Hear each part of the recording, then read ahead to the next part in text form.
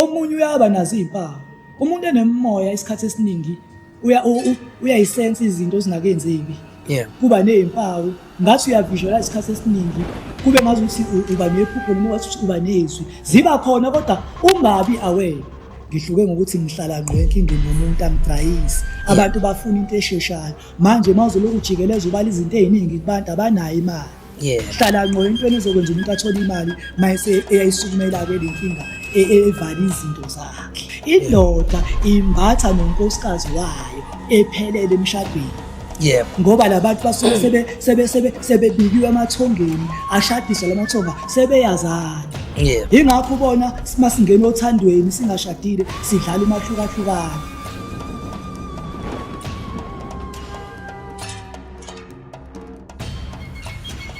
Sinibingelele sinamukela ohlelweni lethu le-Echo Point TV esilibiza ngokuthi The Call. Lo bingelelayo uqala ukwambatha ushanda indaba zethu umthiya ushoti uMatinda Sinqomsodedla uMadlebana kwaThoze igcololo umdidwedakho udakhela ucato. Mbukelo e-Echo Point TV siyabonga ukuthi nisamukele nathi nihlale nathi ke ukuthi sikwazi ukuthi siqhubeke sifike sifike khona. Ningakhohlwa nje ukusubscribe, ukulike, ukucomment ukuze sihleki sibe umndeni sibe munye ngokudlethela ama-episode noma iqephu esilosiletha kini ezilandelayo. Ngoba nazi ke ukuthi ke ubuhlalo obuhle abahamba kabili. Namhlanje angihambe ngedwa, ngihamba nomkhulu okhokhovula okuyinyanga eyaziwayo. Ngizocela ukuthi ngithathe intambo ngiyiphose ngakuyeke okuningi ke uyena wazokuveza. Mina nginganipha nje indlebe. Mkhulu sikubingelele sikwamukela ohlelweni lethu le-Echo Point TV. Sacela ukuthi utshela ababukeli ukuthi ubani uqhamukapi. Ngiyakhuleka ke emakhosini amakhulu ishimshane zomavula kuvala emzini amadoda. Naso ke. Umkhulu uNgcobo lo noma uMakhosi Ngcobo. Othanda ukungibiza ngalo. Ngidabuka eThekwini eMlazi. Umkhulu ke uspecialize kakhulu ekusebenzeni ngabantu abanemoya yemndeni nemdawo. Abathi nje bahlushwa imimoya. Baningi abantu sebethwasile, sebegeziwe, sebenikwe konke kodwa izinto zabo futhi isavalekile. Ngenxa yemoya yemndeni nemdawo. Imoya yemndeni nemdawo iyahlupha ngoba iyasakha isichitho ungathandeki. Usebenza umsebenzi uxoshwe njalo. Uthi mawusuxoshiwe uphinde uhambe futhi uthi uyohlola kuthiwa futhi fanele ulungise indingi nendawo. Le mimoya ihlukene kaningi. Khona umoya wokuthi wazala umbethe. Khona umoya ukuthi uzale unqwambile. Khona umoya ukuthi wena wendelwa ingane yaphuphuma. Kodwa mawuyohlola mase abathandaza abanye noma amanye amakhosi angakwazi ukuhlukanisa ukuthi inhlobonye emoya lengibethe kuze kugcina sekuba nezangoma eziningi ezidla imbumba ngenxa yokuthi lapha aduyobheka khona ukuthi ingabe inhlobonye emoya le ekuhluphayo. Umuntu afika abone imimoya ngoba le mimoya engasekho yiyo le efika ikuhlala. Kufana nokuthi umzali wakho ube necalling kodwa wangayimukela icalling. Wathi mengayimukela ngecalling yayisiwele ezingane. Mhlambe umzali unezingane mhlambe ezu5 zonke lezi zingane azikwazi kuba izizangoma. Umuzi wazoba nezangoma noma bathandaza baze baba u5 egcekeni. Kuchaza khona ukuthi lo muntu ade kulungisela imoya ayilunganga. Kube sekudingeka ke ukuba iqalwe phansi kabusha. Manje ke thina mina amakhosi Ngcobo ngigxila kakhulu ke ekutheni othi umuntu unemoya. Imoya yami ayisebenzi isithunywa sami asisebenzi. Mawusufika kumina mkhulu Ngcobo noma amakhosi Ngcobo usufika ekhaya. Usufika ekhaya ngiyakugaranta ngilokho. Inabantu ke abangayithola imisebenzi impilo yabo yonke bakaze basebenze behlushwa ile mimoya. Kunabantu abangaze baqonywe, kunabantu besifazana abangaze babe namasoka ngenxa yale mimoya yemndeni nemdawo. Le moya yemndeni nemdawo izakha isichitho kumuntu. Uthi usothandweni mase kumane kuvuke nje isichitho phakathi kwakho nomuntu ozwana nayo kanti le mimoya ayigeziwe ayihlanjululiwe phezukwa. Uma uhambe uyobheka uthola umuthi kuthiwa kunomuntu othi yena umuthi awusebenzi kuye. Noma uthi mina akusebenzi mina nje isiwasho kimi. Ngenxa ukuthi mawufika kumthandazi noma ufika kwisangoma sifika silungise ingcingathi yedlozi kodwa singalungisi isisinda somuntu ophethe wena. Kunedlozi lonke likhona mase kuba khona abaphathi bakho ohlangothini lako malume bakho nasehlangothini lako baba bakho.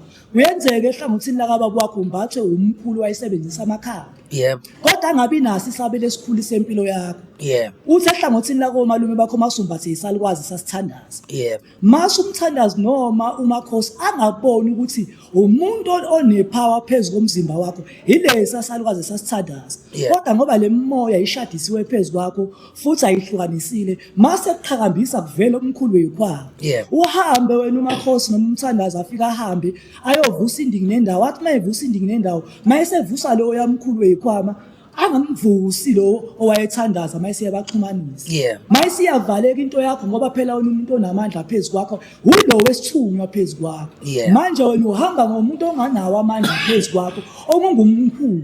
Yeah. Umkhulu uphethe ikhwama kodwa umuntu onemvume ukuthi lezi zikhwama zisebenze ugogo wakho malume bakho okunguye onamandla wazo zonke izinto. Yeah. Mayise ihamba iba nebhidani phakathi nendawo uhambe uthi mina ngithwasile kodwa manje angiboni angisensi lutho angikwazi nje ukuhlanganisa amakhambi ngoba lezi zithunywa phezulu kwakho azihlanganisiwe. Yeah. Kunedlozi. Yeah. Mase kuba khona umgadi wakho. Manje abantu abaningi abahlolayo abakwazi ukuhlukanisa ukuthi wena uphethe ubani. Yeah. Kukhona abantu abadalwa nje ukuthi bayosebenza ngobumnyama. Okay. Mangabe nje wena umbethe umuntu wayesebenza ngobumnyama ufanele umuntu mayehlolela abheke ukuthi wena umbethe ubaba wakho wayephila ngokuphanda. Uyena ohleli phezulu kwakho. Okay. Manje mangifika mina mthandazi noma ngifika mina makhosi sengiyogeza ngiyakuhlambulula. Ngilethe idlozi elihlambulukile phezulu kwakho ngizothola ukuphila kuphela kodwa ngeke ngisaba nayo imali ngoba ngigezele loya muntu ophethe impilo yami oyephila ngokuphanda. Mina fanele ngiligeze ithonga lakho. Ngithi mase ngiligezile mase ngiyalibeka lapha mase ngisondeza loya muntu oyinhlanhla kuwe kunabantu abangadalelwe nje ukuthi bona bayophila kahle bayophila ngendlela eqondile emhlabeni abadalelwe nje ukuthi bayophila ngobumnyama. Yeah. Manje sifike siyilahle lapho kwethina abantu abasiza abantu. Yeah. Sifike sifuna ukuhlambula idlozi lonke. Kanti mina lo muntu engimhlambula udalelwe ukuthi nje yena uyoba yiphanda. Yeah. Manje ngakho bona abantu abaningi bathi sengigeze ngaze ngakhathala kodwa angiyiboni inqubekela phambili. Ngoba sibageza size sibagezele ngishaya abaphathi babo kanti umphathi wami mina ongiphethe wayephila nje ngokuphanda. Umuntu uyambheka ngesikhathi umhlolela ukuthi abagadi bempilo yami babenjani abagadi bempilo yakhe. Okay. Manje ifike ilahleke lapho ke awukwazi ukuthi uzosebenzisa isiwasho senhlanhla noma semali. Kodwa unengane yaphuphuma. Isiwasho siyasebenza. Yep. Umuntu obekunikeza isiwasho ongazange abone ukuthi isiwasho lesakunikeze sona senhlanhla sizovaleleya ngane. Angithi njengoba wena nomuntu wakho nanengane echithekile. Yeah. Wangayiqamba igama, wangayibelethisa, umphefumulo usele eswini. Shothi unina wayo unethunzi eswini kuye kufanele liphume kuye mayisingane iqanjwe igama mase beyahlambululwa. Okay. Manje uzoba kanjani nenhlanhla kunefe elimnyama phezulu kwakhe. Ifike igeje lapho. Awukwazi ukuthi wena ufuna umuthi webusiness noma ufuna umuthi wenhlanhla. Yeah. Yezwa. Abazali bakho babenukiwe ngokuthakatha. Yangagezwa leyo nhlamba phezulu kwabazali bakho. Yangagezwa leyo nhlamba yangenzela inhlambuluko phezulu kwabo ukuze wena mawusebenzisa umuthi wenhlanhla ngoba phela abazali bakho bayinhlanhla kuwe. Ayikho ke bantwana bethonga into ehluphekisa umuntu onabantu abadala. Kodwa bengageziwe bengahlukanisiwe phezulu kwakhe. Lo muntu uphila impilo ebuhlungu yoze uyongena egodini. Akushiyo ukuthi mawuzalwa abazali abanemimoya nawe uzoba isangoma. Kodwa ngenxa yokuthi isangoma sizala isangoma. Yeah. Communication fanele ixhumane. Manje ke uthola ukuthi abantu abaningi bazalwa abantu ababeyizangoma mase beya-ignorisha ukulungisa indaba yegobongo. Akushiyo ukuthi mawulungisa igobongo usuke uthwasa. Ziningi indlela zokuthwasa. Kodwa zine foundation zonke ziqala kuyindiki nendawo ebizwa ngegobongo. Ukuze labaphathi bakho abakuzala abangawuthathanga umsebenzi baxhumane kahle nawe. Umuntu ozelwe enemimoya impilo yakhe inzima ngoba ihamba kambili, ihamba ngokubiko. Yonke into ayenzayo ifuna ibe nomsamo wakhe ayicreatela yona. Kodwa akushiyi ukuthi uzoba isangoma. Wathi zaba u5 izangoma ekhaya. Sengiyihlabile mina isangoma sasilungisa lonto sahluleka. End up sekubangeka abathakathe egcekeni sekubambwa ukuthi ubani usebenza ngobani. Kanti ukugeja umuntu obezolungisa. Umuntu oba necalling yokusebenza ekhaya egcekeni uba munye. kodwa nonke ngoba nizalwa umoya womuntu wayesangoma ekhaya umoya inyanga nizoba nazi ibonakaliso kodwa zikhetha umuntu oyedwa. Okay. Yingakho nonke kufanele nidlule ndikini nendawo ngoba uma ningalungisiwe liba isichitho. Yenzeka wendelwe yiwele. Yebo. Mawendele yiwele futhi iyafana nemoya umbathwa. Okay. Manje baningi abantu abangazazi izimpawu zemoya ukuthi zikanjani. Kahle. Izimpawu zomoya ukuthi wena uzalumbethe. Umuntu othanda ukuhlala wedwa isikhathi esiningi. Okay. Ungathanda ukuhlala nabantu. Nabanye abantu. Umuntu ohleze ehlela impilo yokubalisa. Injabulo yakho isikhashana. Wena injabulo yakho ihamba nokukhala. Umuntu ombethe nje injabulo yakhe ihamba nokukhala. Ungene othandweni, uyithanda intombi kodwa kuhamba isikhathi kushiyeni ngabanganga lutho. Into ebuhlungu njengomuntu ozalwa abazali abanemoya uphila impilo enzima. Yep. Uba nezitha all over. Yabona imoya mongayilungisanga. Yep. Uba nephunga elimbi ngisho emndenini. Ayikho into eyinkinga njengemimoya. Njengoba sithi kunyaka uqala. Abantu abanemoya emndini nemndawo. Abantu abalungisa izithunywa zabo bathi sivalekile zisebenzi. Ngiyagaranta mina. Ngiyagaranta ukuthi uyakwenza lokho. Ukuthi ngiyakwenza lokho. Umuntu owathi umsebenzi wethonga lakhe uvaliwe noma uvaliwe noma athi ithonga lakhe lantshontshwa noma athi ngathwetshula mina ngiyagarantela lokho masufike kumina mkhulu Ngcobo nomakhosi Ngcobo. Ngiyagaranta lokho. Manje mkhulu ngicela ukubuza makhosi makuthiwa umuntu unayo imoya kuyenzeka ukuthi ayibone ukuthi unayo kuyenza futhi ukuthi angayiboni ubona ngani mawuthi unayo kuyenzeka uthola ukuthi umuntu uzalwe emndenini ongayinaki lezi zinto omunye uyaba nazo izimpawu umuntu enemoya isikhathi esiningi uyayisense izinto zingakenzeki kuba nezimpawu ngathi uyavisualize isikhathi esiningi kube ngazuthi uba nephupho noma wathi uba nezwi ziba khona kodwa ungabi aware. Baba abantu abadala mase befuna ukukhuluma nawe ukuze uzoyisukumela impilo yakho abanqeni ukufaka umngani wakho understanda ngemoya ngoba wena uyazi. Basebenzise yena ngawo ukuthi aloku akutshela ukuthi uyabona impilo yakho ukuthi yenze njani. Mase kube uyena obe yiplatform ukuthi ugcine uyilandela imoya ngoba wena ushawe understanding yemimoya. Kahle akekho umuntu ongenayo imoya kwinzalo kadinga nosenza ngakhona ngoba obabamkhulu bethu babenikeziwe izikhwama zokuyiphilisa ezehlukahlukene. Kodwa kusithina sonke esizoba abelaphi esizoba izizangoma. Ukusebenza ngokomngoma noma ngokwelaphi kuningi. Yenzeka uthola ukuthi kufuneka udlinding nendawo uxhumane nabaphathi bakho kodwa ucule. Yini indlela leyo yokusebenza umsebenzi wedlozi. NjengoJabu Bayede babe izangoma kodwa eza-entertain abantu ngokuthi amathonga abo awafuna yosebenza. Ziningi indlela yokusebenza umsebenzi wedlozi kodwa ifoundation yonke iqala kwinding nendawo negoboko. Mase ulalela bona kube yibona bakutshengisa iplatform yokuthi iplatform yakho siyifuna ibe kanjani.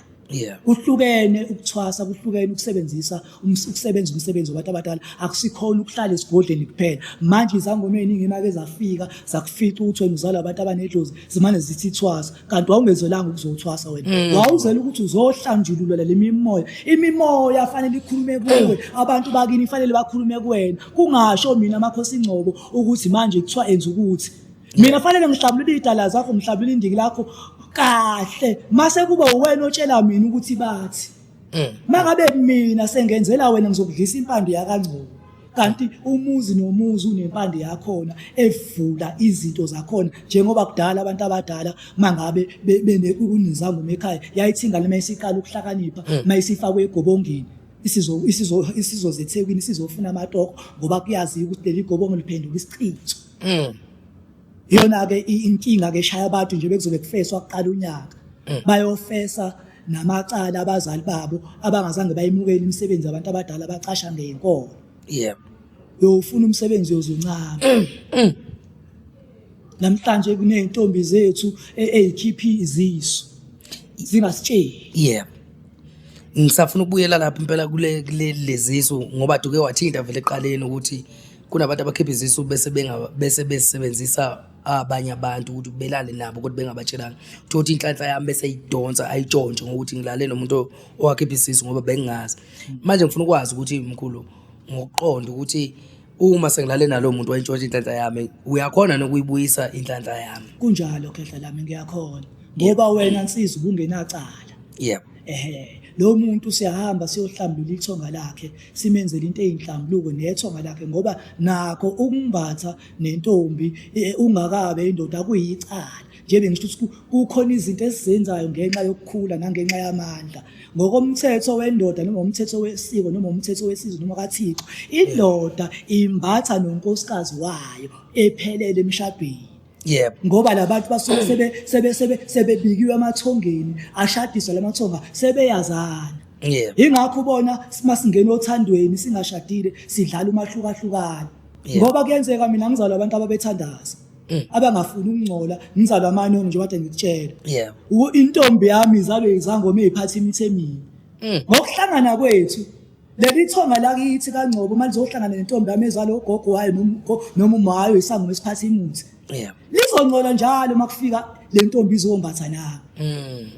Mase kuba yithonga elimane licreate ingxabano phakathi kwethu singabanganga lutho ngoba njalo thina masizohlangana ngizongcolisa ithonga lami. Yebo. Kunomuntu nje othi mawuqala uthi uzwana naye uyizwe imoya ukuthi ayiconnect. Hayi ngoba kuwena ungaconnect naye ithonga lakhe lingaconnect nale moya yalomuntu ngoba ihlambulukile. Manje thina siyona-ke ngoba singabantwana abasha ababalekile kwimvelaphi yethu. Sabalekela iy'ndlela zokuphila. Iy'nhlanhla zethu ey'ningi zibalekiswe yithina ngokuphula umgomo yobabamkhulu nendlela yokuphila. Manje ingakho kubalekile uma uyinsizwa uhamba ufanele uhlale uyokhonsatha ngempilo yakho uyobuza. Uma uyinsizwa kufanele uma usuke emakhaya uze eThekwini ufese unyaka wonke. Kahle kahle. Akufanele yabona masuqala ufese unyaka wonke khomba ukuthi kukhona into esiyirong ngomsamo wakho nangabaphathi bakho. Kahle kahle. Mawuyibhungu nje awufese unyaka wonke. Mina ngisafesa mina imisebenzi bengikhipha ngomunye. Yep. Ubuclean indaba zakho ubuzazi. Yes. Manje ke sikhona sosiza abantu abanjalo. Yep. Abangazi ukuthi baphethwe iziphi idaba. Mina ngihlola ngisho efonini. Kakhulukazi futhi abantu engibahlolela efonini abakhona la ogona naseyindaweni ezikude. Yep. Hayi lento lokho uhlala kumakhelwane uthi akathi umakhelwane ubaba wakho hlala ngqo umuntu ukuthi yini into evala inkinga yakhe. Ihlala endabeni ezosiza umuntu ukuthi abe nenqubekela phambili. Angisebenzi lo nto ngisho mina omunye umuntu ngimbona ukuthi ufuna ngikhuluma ngimhlolele indaba zeintombi zakho ukuthi yamthanda yini ngimtshela ukuthi ngiyakubona ukuthi ufuna ngikuhlolele ini kodwa kuyona into ebamba impilo yakho loyo mina ngihlala ngqo straight to the point ukuthi ubani ophethe wena njengamanje umone kanjani. Ngithi asilungise yena khohlwa ithonga lonke lakini ngoba vese kusuka le komkhulu bakho kuyale alizwani ukuthakatheni uyayiqeda nini inhlambuluko zasekhaya. Ingakho ubona abantu abaningi bengasathandi ukuyohlola ngoba baqaliswe emuva le kude. Umuthi uyasebenza isiwasho siyasebenza inkinga ulomuntu osuke wena umnikezele lezi zinto zokuthi asizakale ngoba nabavalile phambi kwakhe. Phela fanele kuxhumana abaphathi bakho nawe. Yep. Nemvelo namakhaya. Yep. Manje kuthina sewathatha amakhambi siwasebenzise phezulu kwamathonga angcolile phezulu kwethu. Mangabe ugogo wami washona ephingile emzini wendoda. Washona engayikhumulanga insila kodwa mangithi ngiyobheka ngiyohlola kuthiwa wena kuvuka ugogo wakho ezalo ubaba wakho kuyena uhamba nawe. Manje mase ngithatha isiwasho senhlanhla noma ngithatha umuthi wenhlanhla noma umsebenzi angithi nje bengiphethe ogogo mangibiza lo gogo sondela nani kumina. Sondela ngithi nenzile. Yep. Ayilungisiwe. Yep. Alithethiwe icala lokuphinga kwakhe. Yep. Angithi abosondela nala macala ngawuthunza umnyama. Mase uyablockeka umuthi wenhlanhla. Mase kuthiwa thina amakhosi nezinyanga sinikeza imithi engasebenzi. Bese kuthiwa imithi ayisebenzi. Ingakho ke kukuhle mawuzokwenza into yomsamo uqala uyokhonsatha ukuze mawusuphindela kulomuntu ofanele akusize oyinyanga ngoba inyanga ilalela wena. Yeah. Ayikwazi ukuthi ikutshele ukuthi ubani oyiblockage phakathi kwakho nomsamo wakho. Yeah. Namhlanje imsamo yethu intshontshiwe. Mangabe ngintshontshe idlozi lasekhaya ngizokunika into mina yokukhuphula umsebenzi ngizokunika into yokuthi amabhizinisi akande. Ngiyazi ukuthi yabasebenzela abantu isonto likhulu. Kodwa mayifika kuwe ifika idonse kancane mase uyangifolela uyangihlupha. Kanti vese awuna foundation yomsamo. Ngiyenzele emoyeni phezulu kwalabantu abangigadile abangcolile. Idlozi lami lantshontsho. Yeah. Iyona ke into ngithi mina engihluke ngayo kokwize zangoma zonke nabathandazi bonke ngihluke ngokuthi ngihlala ngqo enkingeni yomuntu angidrayisi abantu bafuna into esheshayo manje mawuzoloku ujikeleza ubala izinto eziningi kubantu abanayo imali hlala ngqo entweni ezokwenza umuntu athole imali mayese eyayisukumela ke lenkinga evala izinto zakhe. Yebo, manje ngokuhlola nje usho umkhulu ukuthi uyahlola impela uhlala ngqo. Uhlola kanjani? Uhlola ngamathambo, ngabalozi, yabo nje abantu abaningi bazi ukuthi fanele uzofaka ubuhlali ufake ubonakala ukuthi uyisanga uMakhosi. Cha, mina nje angiginqa mathambo njebe ngithi ngumkhulu Ngcobo noma nguMakhosi Ngcobo ngokubili lo msebenzi ngayihlanganisa phezulu kwami ngala esithunyweni ngiphethe ugogo wami Mamsomo ayisayoni. Ngala emngomeni ngiphethe umkhulu wami Ngcobo wayeMakhosi. Lezi izidalwa zahlanganiswa le msebenzi yahlanganiswa phezulu kwami. Kuke kudepend ukuthi ubani ophakama eqala ngalelo langa. Ngisho emsebenzini ngisasebenza mina bengimtshela umuntu ukuthi akafike ngimhlolele ngelatshi. Yes. Kuya ngokuthi kufika umuntu onjani ngaloso sikhathi. Kodwa nje mina indaba yamathambo noma yikuphi mina ngitshela noma yikuphi. Inkinga sihlala nje kanje mina ngisuke sengikwazi ukuthi inkinga yakho ikuphi angifuniseli. Lihlambulukile lamidlozi angifuniseli. Angifuniseli ngoba uzubona kakhulu ngisho umuntu uzakubuza ukuthi hawu mkhulu ngoba wena uhlala eThekwini usefoni nawe ungazi uyithatha aphi inkinga yakho. Hlala ngqo enkingeni yomuntu. Manje ubona kugcwele izangoma ezamanga ngoba sesithanda imali. Kunezangoma manje ezihlola ngohlanga. Uhlanga alinayo solution. Uhlanga lihlola kuphela alinayo solution yokusiza umuntu.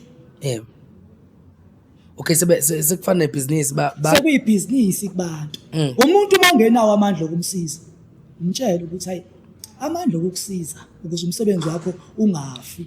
Yebo ngibona mina 2013 ngiqala lo msebenzi wethoka. Ungabheki inzuzo mawusebenza abantu. Idlozi like nje lidobe nje likubona ukuthi lifuna ukubona ukuthi uhlala igwinyile yini ngaphakathi kulona ngoba abantu abafani. Namhlanje kugcwele izangoma zamanga. Uzubona ukuthi kugcwele izangoma zamanga awukwazi ukuthwasisa ingane efunda isikole esancane ngoba le ngane isazokona. Ingane efunda isikole isazokhula iqoma. Once waqoma ke sombathiswa abantu abadala izinsuku zokuphila kwakho ziyancipha. Okulandela lokho uzophupha ngoba ungcolisa labantu abakuphethe. Ingane efunda isikole yenzela ukuhamba lesincengo lincengo ithoba ukuthi lo mntwana usamncane asiphikile ukuthi nimbathile nifuna ukusebenza ngayo. Nikeni ithuba akaze aqede isikole. Shwele mayise yenzelwa ukuhamba lesincengo. Bathi ke mayise indala senithatha imbuzi niyabuya niyobabikela futhi abantu abadala. Seyiqedile ke manje seningabona ukuthi nenze njani ngayo. Hayi kuhle izangoma ezidlala ngezingane ezincane. Uyabona namhlanje izingane ethu zifaka ubuhlalo zihambe zime emgaqweni. Umuntu onabantu abadala akahambe emgaqweni. Umuntu abantu abadala akahambe ngene ephuma imizi yabantu ngoba kunalento emcontrolayo automatically kuye. Manje ngiyibone nezinyanga ezithize zihlole emsakazweni kulichilo.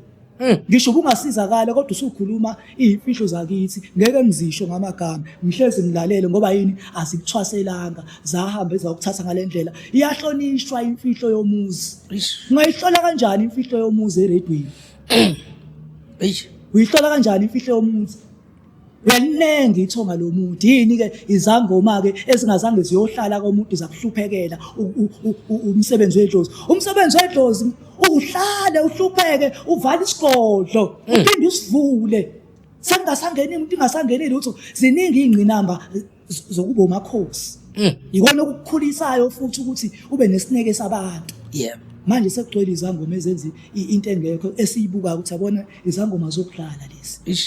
Ziningi zigcwele zikhona lala. Ziningi kakhulu. Zikhona lala kunama TV president nje besila zikhona ziningi. Zidlala ngabantu baNkulunkulu. Abantu abakhezwe. Abantu abalungisa amandingi namandawo nje beqala unyaka. Abantu abalungisa ukuzalwa kwabo kwemphethe. Bulani ingubo akushiya ukuthi niyothwasa kodwa impilo enincike ngoba nje ukuzalwa umphethe wawumbathiswa ingcebo awumbathiswa ngokuhlupheka. Impawu njalo uhlangana nabantu abanamabhizinisi bakukhonzile. Ukhonzwa abantu abaseyintweni abantu bakuthembisa umsebenzi. Mase kufanele bakufaka emsebenzini bakubalekele. Yini iyakuvezela ukuthi khona lenhlanhla onayo. Kodwa idophe yini levimbe lenhlanhla yakho. Ziyaba khona izimpawu zokutshengisa ukuthi wena fanele ngabe uphila impilo ekude. balekile ukuthi mawinsizwa uhlala uhambe uyobheka impilo yakho uyiconsulte insizwa kufanele njalo uze kuphele inyanga ingazange ihambe uyoyihlambulula ngoba namhlanje sidlo cheese namaqanda ayasithuma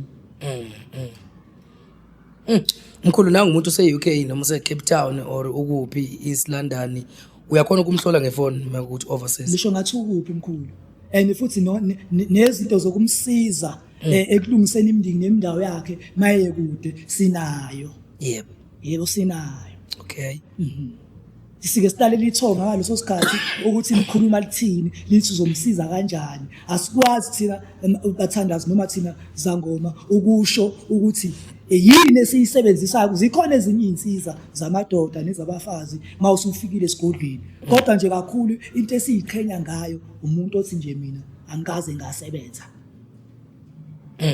ngathathela ithonga ngiphuma ethongweni lokho ngiyakugarantiya futhi ngingafa ngakho umuntu othi mina ngaze ngiqonywe umuntu othi mina izintombi azingithandi yakarata ngalokho ukuthi uyakhona ukumlungisela lo muntu loyo lonke 110% kule minyaka esengiyihlalile ethongweni u13 manje lokho kokuhlola mkhulu umuntu uvela umbuka umhlole noma mhlawumbe uqala ukukhuluma naye nedalo zakho ngathi khehla lami ma uzomfonela ngiyakhuleka yebo mase ngiyaqhula ngenzela ukubabiza bonke yebo ngesikhathi sixoxa kuba khona le connection eyenzakalayo phakathi kwami nawe it's either mina ngizoconnecta mhlawumbe nekhehla kuwe noma nesalukwazi yebo uthi ukulahleka kancane umqondo mase iyafika into yakho bese iyabuya futhi iyafika yebo okay imimoya miningi yebo miningi imimoya yebo wena mkhulu la oyigaranta khona amanzi noma umuthi noma konke khehla lami ngiyagaranta emanzini nasesiwasheni nomuthi futhi kodwa ngiyagaranta ngawo masufikile yebo ngoba sibuka indlela into emnandi ngokuba umthandazi nomakhosi inkinga yomuntu noma ingaqhamuka ngaliphi iside nase seduze kwakho kuyenzeka uthola ukuthi abantu abaphezulu kwempilo yakho babe yizinyanga isithunywa ngala kodwa ukuze umuthi uqala usebenze fanele siqale sakhe sivumelane nesithunywa kuqala sisitambulule mase siyasixhumanisa nalo wayenyanga ukuze babasebenze ngokubambisana phezulu kwakho okay indlela esekufanele sikwakhele ngayo umuthi sekufanele siyidlale nangesiwasho ukuze izoconnecta le mimoya yomibili phezulu kwakho ingakho ukuzwa abantu bethi mina umuthi awungisebenzeli kanti nguvuse phezulu komuntu ophethwe amanono awukho umuthi ongasebenzi sikho isiwasho singasebenzi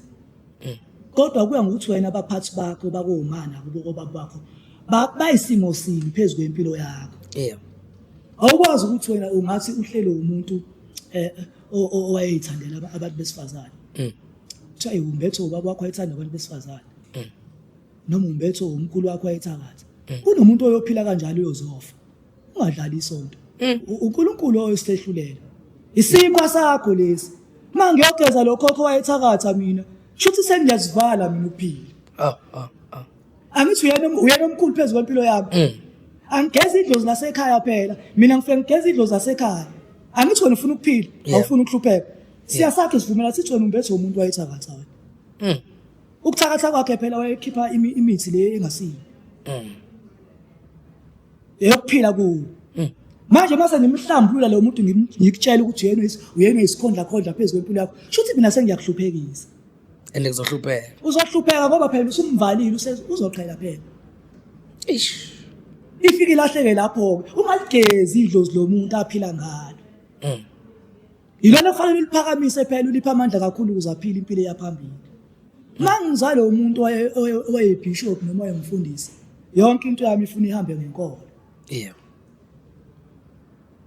ifike ilahleke lapho kubathandaza abaningi nezangoma eziningi zilahla lapha ekutheni umuntu ugado obani yebo kunezinto esizenzayo singathandi ngathi leyo nto niyayazi khona umuntu owayithandela intombi uthola ukuthi enhlizweni ngaphakathi akathandi impawu lezo zokuthi futhi umzimba wami ucontrol umuntu waye kanje kahle okay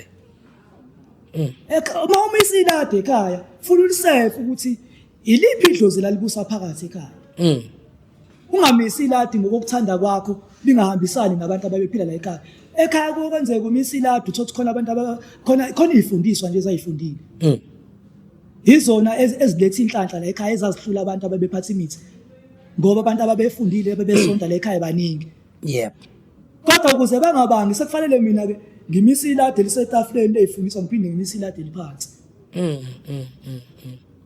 khona abantu ababeyithandela itoyitoyi la ekhaya bephila ngetoyitoyi othi wafika uthi alisefice lo muntu la ekhaya kwagcwele abantu beqembu lezepolitiki into kufanele ukwazi ukuyisefa uma ungena egcekeni lo muntu uthi leli gceke lo msamo uphethwe abantu ababenjani uthi mawusizwa uhambe ngqo ungahambi ngoba ngibuye ngilandele eNazaretha soba yiNazaretha sengifuna ukuhambisa ngomNazaretha mina ngeke ngifike egcekeni lo muntu ngile Nazaretha ifika into ingithuma ithi yazini awucula ingoma zaseSayoni kusondele mhlawumbe isaluka saseSayoni kakhulu isona isigadi igceke ngithi nje akushawa iSayoni la ekhaya kucula ingoma zaseSayoni ngithi ngiyafika kuphakama umuntu wayeyiRoma babe ngagcina amasiko kodwa uyena uphethe leligceke kodwa sekufanele ngenze nge-ritual yesiZulu yesintu kodwa ngingamshiyi lo baphethe owayeyiRoma la ekhaya noma engahambisani nosiko kodwa ngithi ngila mina ngizomxhumanisa ukuthi yonke lento eyenzeka la ayixhumane ukuze yonke into abayenzayo i-connect nalabo abaphathi babo